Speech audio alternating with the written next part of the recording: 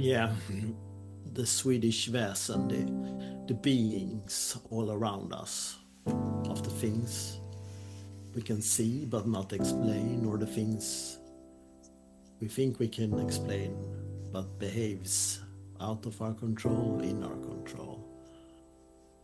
Trying to control them, trying to harness them, to understand them. They're still there, acting out everywhere. They gave rise to a lot of superstition, and as emotional humans, we act upon this superstition, even if we pretend to be rational, understanding, scientific-minded beings. We are the beings, they are the beings, it's all around us. The vessel for ideas, molecules, all participating. We don't really know what they do. The surprise, I'm still breathing. That's the spirit. Keep it up. Breathing in, inspire, breathing out, expire. It's all about the breath. Universal force of nature, something like that, right, is always in all places. Are these forces external to us? Are we embedded in them? Do they control us? Are they manipulable, consciously, intentionally? Can they be worked with? That's been here well before us and well before life. Lightning, for example, is everywhere in the universe, we guess, where there's conditions for it. So the essence of lightning. But at the same time, there's a lot of patterns around us that require us to be human for them to be there. We can see like the essence of collaboration, not something that was around before life. And life invented the spirit of things together in a coordinated way, like there is intent, and we can feel that intent. It's embedded between us and in us. Struck by electricity. Did you die? Or did you wake up? Did it alert you? Make you feel like you needed to jump about? Where did the breath begin? Was it a force upon you without your will? Was it indeed just the universe begging for you to come to life? The tide washing us? What was it that forced our lungs to breathe? It wasn't my mind. It was something else. Feels like one of the sources of superstition could be the recognition of these forces and the anthropomorphizing of them, right? Giving them characteristics and feelings and stories and myths and even religions come about through this attempt to understand these impersonal forces in terms of personages and personalities and personal histories, desires, goals. Human stories with names and in like actors and stories and like that. And that is of course our way to close into this. We gave name to the god of lightning and the god of love and stuff like that. Because they were apparently the ones behind things happening. How else could love and lightning happen if there wasn't someone with a story that made it happen? And but there is kind of a universal story behind it, not in a human way, but more like, well, how do we dig deeper in another type of story? The story of ing.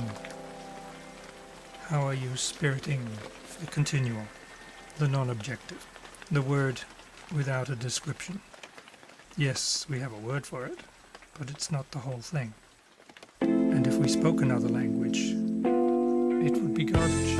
What we're seeking to answer is, well, why lightning? Why is there lightning? Why does lightning strike here in this place and not there in that place? Understand and explain. That's the human condition, isn't it? Trying to understand and explain. These days, our god of lightning is, oh, well, static blah, blah.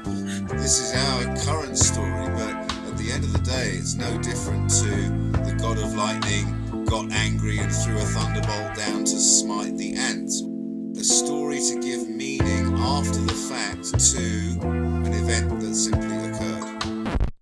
Desire to give it meaning. Everything we observe must have meaning. The dread of living in a meaningless universe. Everything is random. There is no intent and meaning.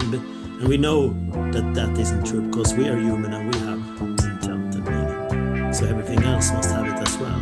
And can we find the essence of meaning in everything and name the spirit or the being behind it, so that we can fall asleep at night, not lying awake in dread, not understanding why if lightning should strike us twice, or love for that, or like happy love or unhappy love when you fall in love when it's not answered love. Why does that happen? Who's behind that? Why? The love of being struck by lightning. Oh my God, I'm still alive. I must be in love with myself.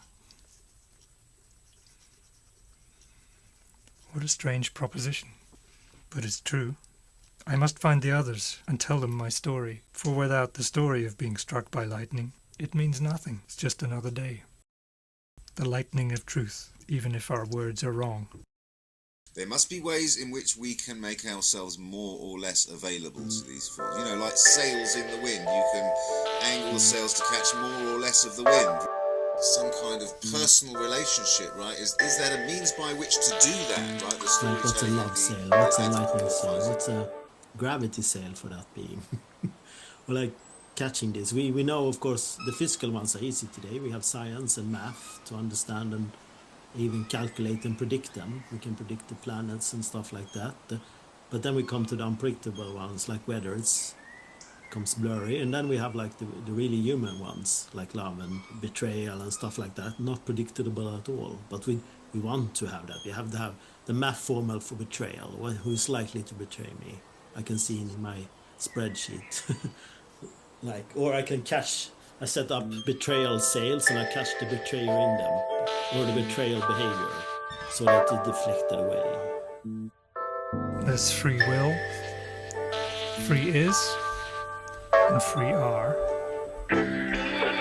Which is it? I will do it, I am doing it, I plan to do it. Which is free? Being. It's not an object. It's not saying I will do. It's saying I am.